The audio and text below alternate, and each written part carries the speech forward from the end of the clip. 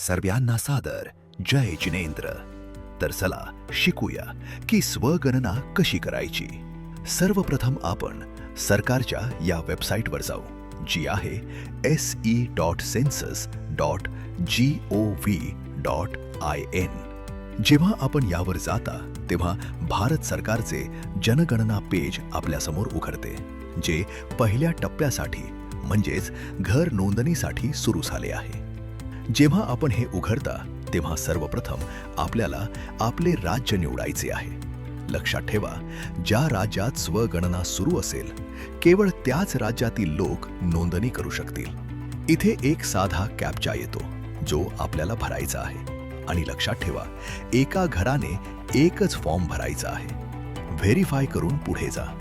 मग आपल्याला एक वेलकम पेज येईल, जिथे आपल्याला सांगितले जाते की आपण घर सूचीकरणाचे स्वगणना पोर्टल पाहत आहोत. अगदी कमी वेळात आपण हा फॉर्म भरू शकाल आणि नंतर मिळणारी स्वगणना ID जपून ठेवायची आहे. ओके करून पुढे जा आणि तुमचे पहिले पेज येईल. इथे सर्वप्रथम कुटुंब प्रमुखाचे नाव लिहायचे आहे, जसे इथे सांगितले आहे. कुटुंब प्रमुखाचे नाव अत्यंत काळजीपूर्वक लिहायचे आहे, कारण ते नंतर बदलता येणार नाही. तर इथे काळजीपूर्वक प्रथम कुटुंब प्रमुखाचे नाव लिहा. जसे आम्ही इथे अमित जैन टाकले. फोन नंबर टाका, आपला ईमेल ID सांगा आणि व्हेरीफाय करण्यासाठी पुढे जा. त्यानंतर आपल्याला एक OTP पाठवला जाईल. तो OTP आपल्याला टाकायचा आहे. आपण इथे जो नंबर देता तोच नंबर पुढे सरकारकडून सर्व जनगणना संबंधित अपडेटसाठी वापरला जाईल. इथे आपण आपली भाषा निवडू शकता.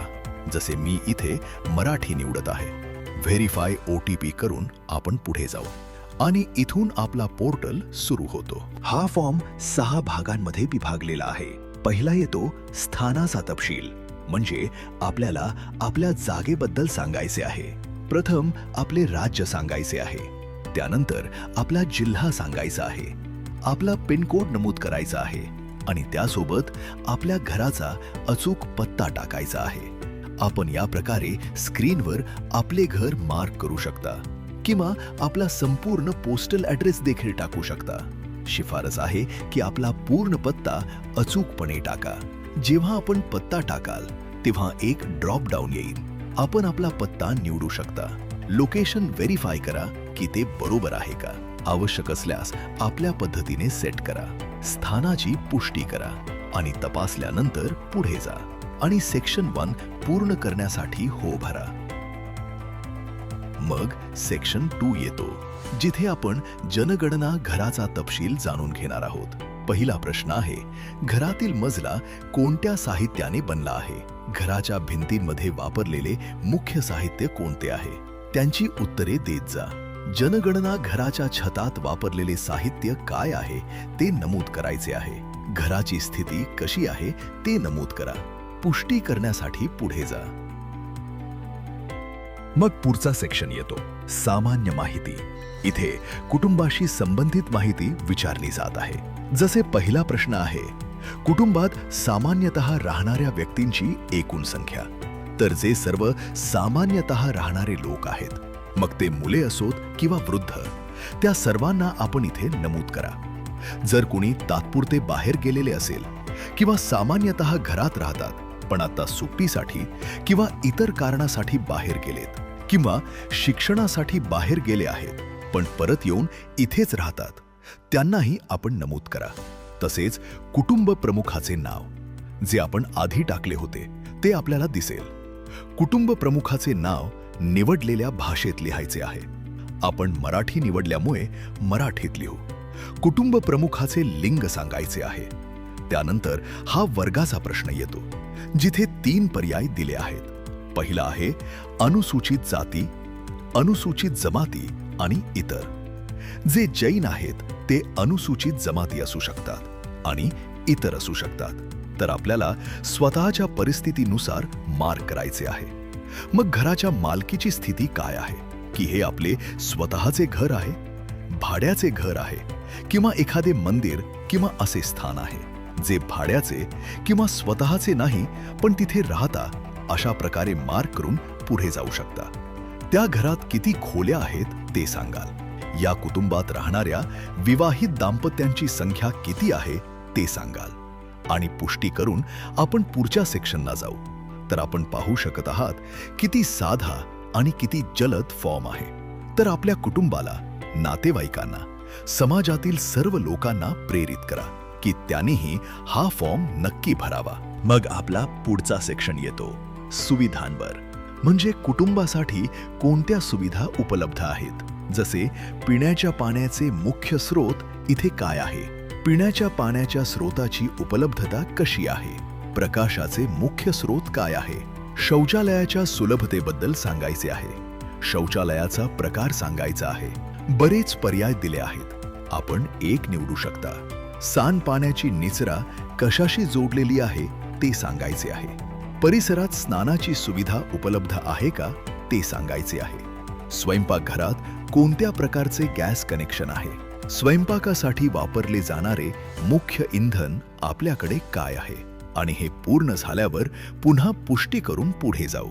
त्यानंतर आपला पुढचा सेक्शन येतो जिथे मालमत्ता सांगायची आहे. म्हणजे कुटुंबाकडे असलेल्या मालमत्ता काय आहेत. जसे रेडिओ किंवा ट्रान्झिस्टर, मोबाईल, स्मार्टफोन आदींबद्दल सांगायचे आहे. टेलिव्हिजन बद्दल सांगायचे आहे. इंटरनेटची सुविधा कशात उपलब्ध आहे ते सांगा. लॅपटॉप किंवा कॉम्प्युटर आहे का नाही. टेलिफोन आणि mobile phone, smartphone, cycle, scooter, motorcycle याबद्दल देखील सांगा. गाडी, जीप किंवा व्हॅन याबद्दल नमूद करा. आपल्या कुटुंबात सेवन केले जाणारे मुख्य धान्य कोणते आहे ते सांगायचे आहे. आणि हा मोबाईल नंबर आपल्याला दाखवला जात आहे जो आपण नोंदणी केला होता. पुष्टी करून पुढे जाऊ. आणि हे आपले फायनल पेज आहे. तपासा, रिवाइज करा की आपण जे काही टाकले आहे ते बरोबर टाकले गेले आहे का नाही. हे पेज ड्राफ्ट म्हणून सेव्ह करता येते. जर आपल्याला एखाद्या प्रश्नात शंका असेल किंवा अपूर्ण वाटत असेल किंवा आपल्याला फॉर्म आता सबमिट करायचा नसेल तर सेव्ह करा. आणि जेव्हा पुन्हा लॉग इन करून याल तेव्हा ही सर्व माहिती आपल्याला सेव्ड मिळेल. आणि जर आपल्याला वाटते की माहिती बरोबर आहे आणि आपण तयार आहात तर पुष्टी करून सबमिट करा. आणि लगेच आपला स्वगणना ID आपल्याकडे येईल. हा स्वगणना ID आपल्याला जपून ठेवायचा आहे. त्याचा स्क्रीनशॉट घेऊन ठेवा. आणि जेव्हा प्रगणक म्हणजे एन्युमरेटर आपल्या घरी येतील तेव्हा त्यांना हा स्वगणना ID द्यायचा आहे.